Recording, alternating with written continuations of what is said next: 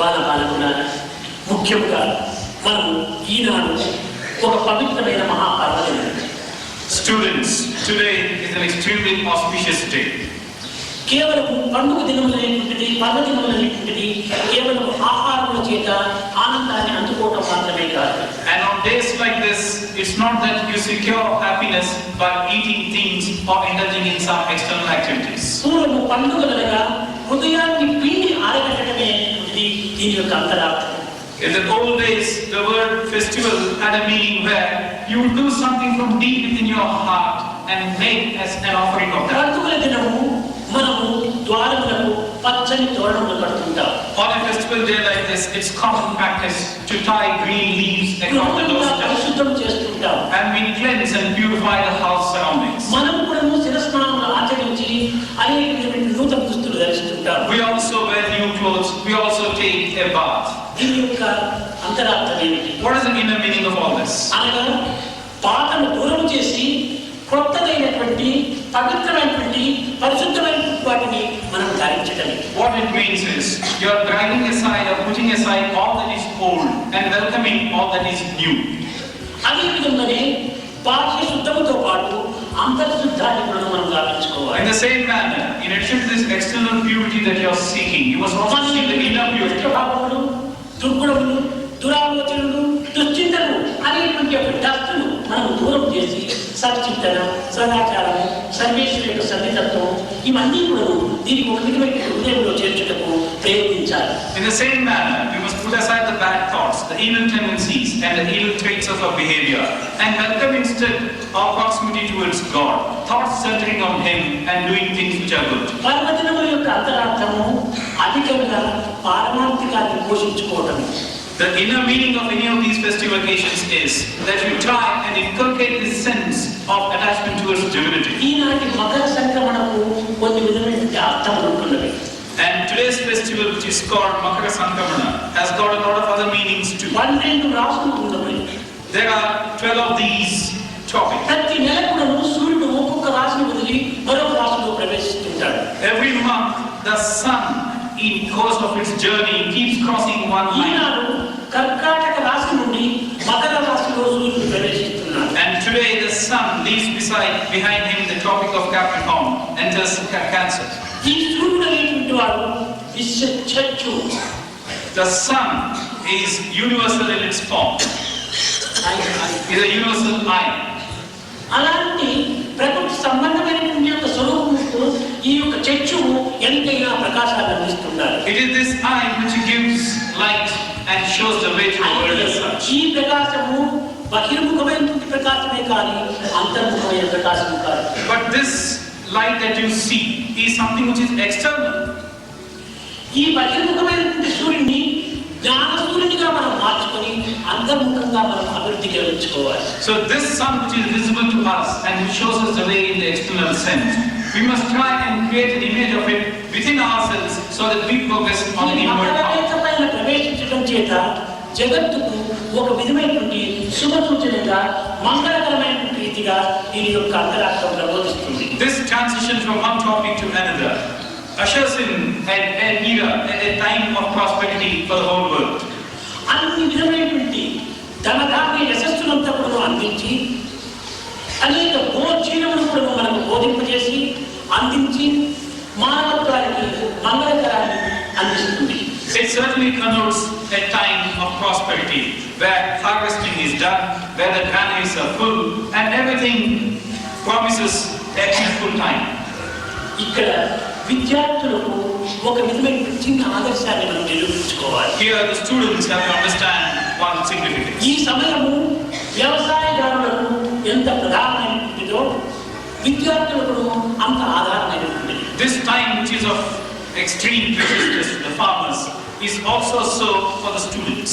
వ్యవసాయ సమయంలో ఈ యొక్క దర్శకుడు తమ కాలములు కానీ తమ నిద్రలు కానీ తమ ఆహారములు కానీ ఏమాత్రము లెక్క చేయక తాను పంటలు పండించుకునేటువంటి దాంట్లో కీలమై ఉంటుంటాడు. The farmer does not lose even a second of his time. He does not spare any effort.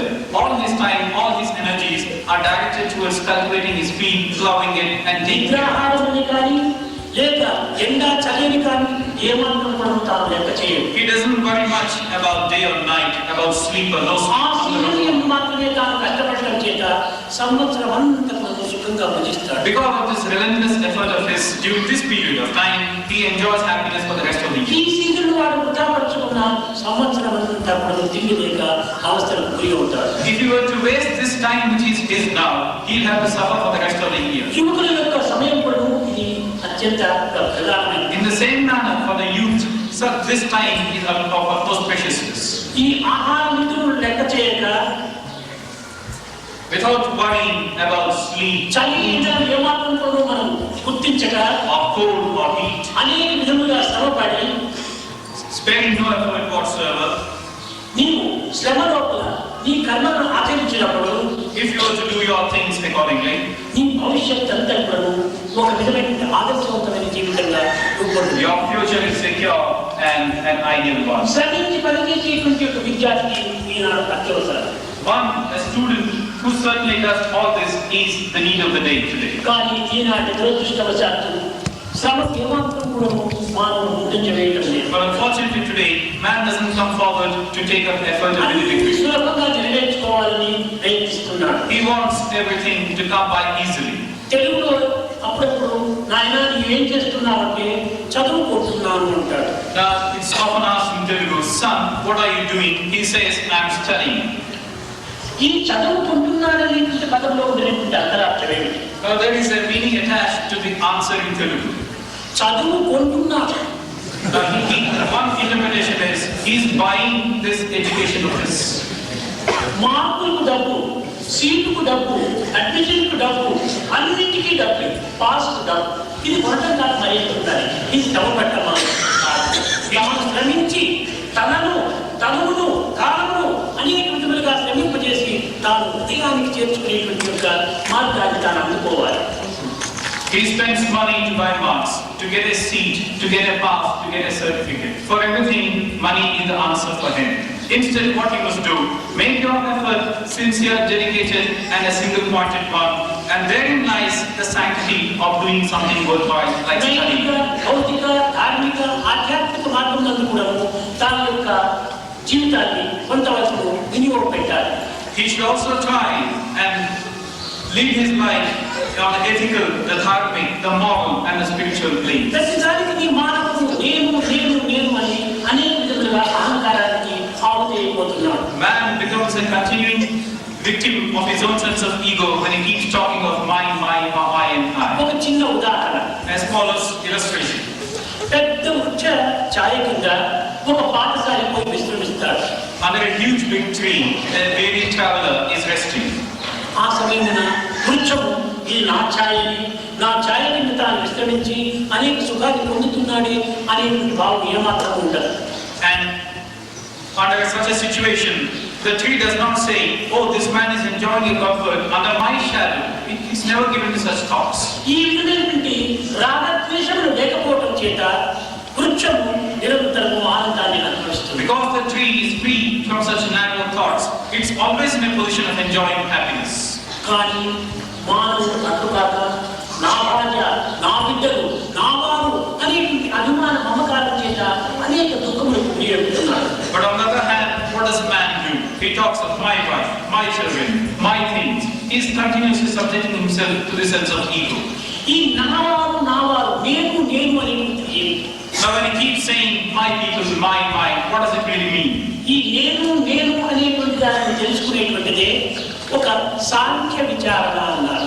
Now that which tells you something about the nature of this nenu or I is called Sankhya, the path of Sankhya. కనుక మొట్టమొదట నేను అనేటువంటి విషయాన్ని తెలుసుకోవడానికి ప్రయత్నించడమే సాంఖ్య విచారణ. So that which takes you to answering this question, nenu, the nature of this I, is the Sankhya, path of ఈ discrimination. నేనేటువంటిది ఎక్కడి నుంచి వస్తుండాలో దాన్ని గుర్తించుకోవడమే తారక విచారణ అన్నారు. And once you know where this nenu or I is coming from, that is called Taraka Vicharana or the Taraka path. అయితే ఈ నేను అనేటువంటి తత్వము ఏనాడు నివృత్తి అయిపోతుందో అదే అమనస్కందము అన్నారు. And once you know the nature of this, and once you know the way to put it into this nenu, that is called అమనస్కందం Amanaska.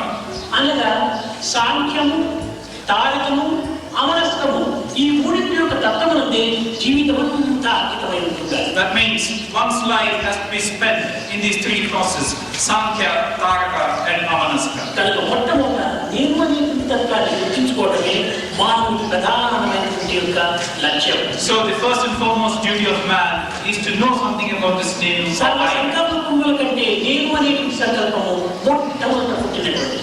Ahead of all other types of thoughts, it is this thought centering on I that comes foremost to man. ఈ నేను అనేటువంటి సంకల్పాన్ని గుర్తించుకుంటే సర్వ సంకల్పములు కూడా మనకు సులభంగా అర్థమవుతాయి. And once you know what this I really means, you can understand everything else. దేవస్వరూపులారా, దేహము కానీ, మనసు కానీ, బుద్ధి కానీ, ఇంద్రియములు కానీ, అంతఃకరణ కానీ నీవు కాదు. ఇవన్నీ ఇప్పుడు నీ పనిముట్లు. Embodiments of love. It is body, the mind, and your senses. All these cannot be equated to what you really are. They are merely your tools. నీవు దైవాంశమే. You are the spark of divinity. కనుక నీవు దైవత్వంగా విశ్వసించినప్పుడు సర్వ కర్మలు కూడా దైవ కర్మలుగానే నీవు ఆచరిస్తావు. And once you have this truth in you, whatever you do becomes an act of ఈ worship. ప్రకృతి చైతన్యమును నీ యొక్క స్వప్రయోజన నిమిత్తం కాదు. And all that goes around you in this world is not for the sake of your own benefit. తోటి మానవుల నిమిత్తం కాదు. It is not for the sake of others. ఈశ్వరార్పణ నిమిత్తంగా. It is for the sake of understanding God. ఎవరికి నీవు సేవ చేసినా అది ఈశ్వరుడికే చెందుతుంది. The service that you do to anyone reaches God in the ultimate analysis. समस्त लोक